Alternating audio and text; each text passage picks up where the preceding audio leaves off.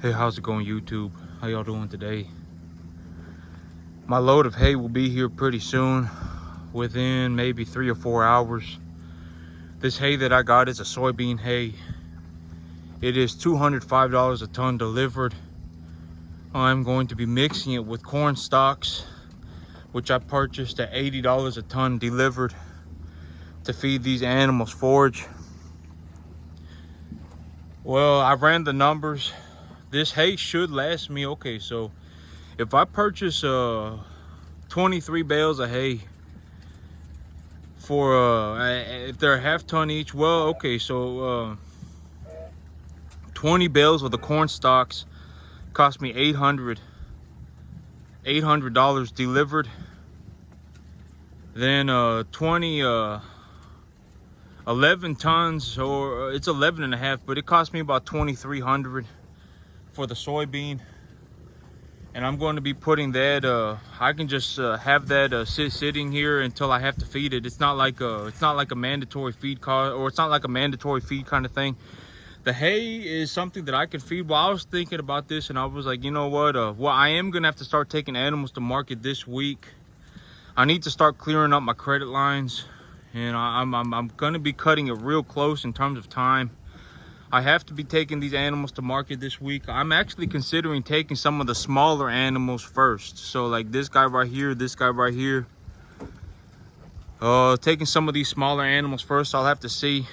But the thing about hay is that I ran the numbers, and if I run about maybe about 200 animals a year, if I run about about 200 to 250 animals a year, if I run 200 to 250 animals a year, it is in my best interest to purchase hay, because I don't want to be in a situation.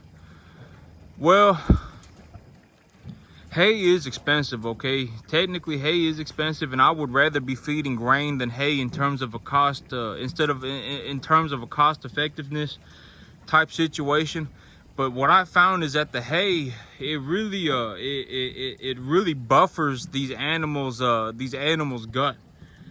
Because these animals, if they don't get this hay, and if I mess up on their grain portion even just a little bit, like if I go from accidentally feeding them 550 pounds of grain to feeding them 650 pounds of grain, if I mess up the grain by even 100 pounds, these animals could die very rapidly. I mean, it's extremely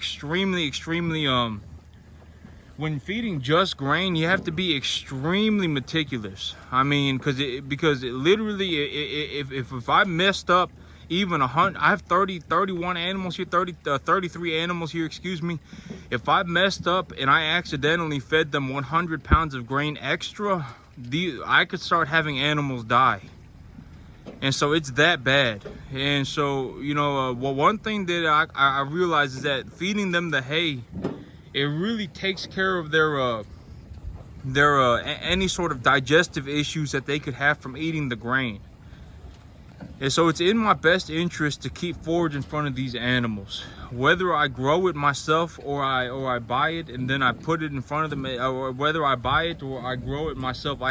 It's in my best interest to keep feed in front of these animals. So yeah, I'm gonna it's when hay is in season, I need to buy it, because when I buy it, if I buy it when it's in season, I get a huge discount on it. It's like I'm paying like maybe 40% of buying it at the store.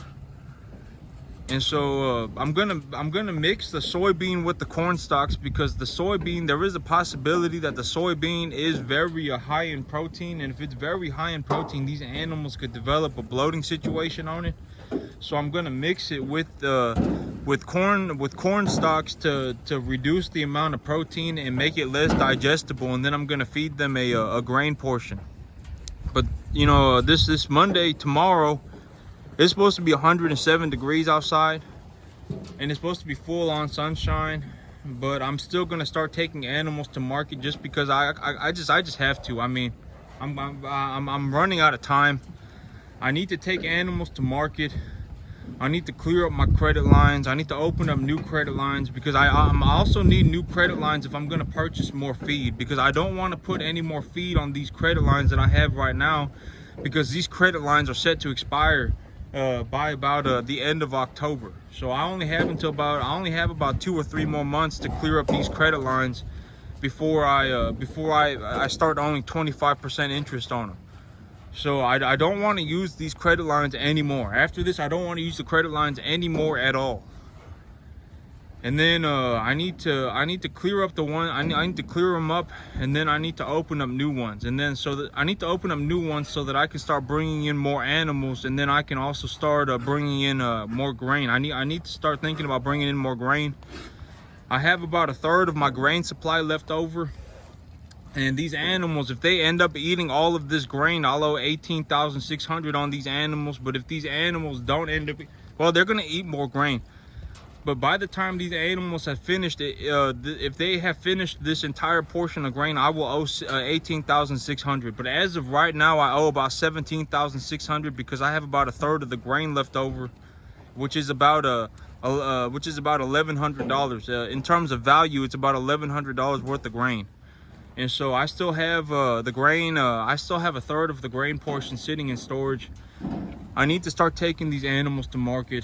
I got a lot to get done. I need to clear up my credit lines. I need to open up new credit lines, and then I need to order grain and then start looking for new animals. And so that's the big that's kind of the big idea of what's going on right now. These little black Angus heifer calves, I mean, they're growing pretty good. This is one of the little black Angus heifer calves. They're growing pretty good. I do have one real small one. This is that one right there. She's also the one who got the lump jaw and who also had the pink eye. But the rest of them are this size. But it's only this one is this small, and the rest of them are this size. And so I think I just got a real small one. I think that the man just gave me a real small one. But I may take this animal to market too. I need to start taking animals to market because by September 16th, I need to be bringing in more animals. Or that was the plan. Unless, okay, so I was like, you know, I could go and utilize. I could do business with a lot buyer. If it came to it, I could do it. If I really felt like it was if I really had to, maybe I'll take like animals like this up first. I originally thought that this was a Brangus animal, but it's not. I think that this is a Holstein cross. I'm pretty sure that this is a part Holstein animal. He's just real small, and his face just kind of looks like a Holstein.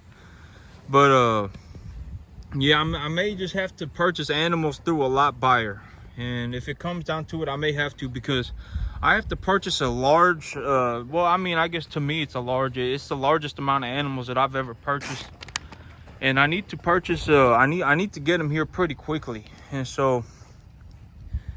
Yep, I need to either get everything ready to go by September, or I may need to consider utilizing a lot, or purchasing animals from a lot buyer. But yep, yeah, but I am going to be taking animals to market tomorrow. But that's it for me today, YouTube. Y'all have a good one.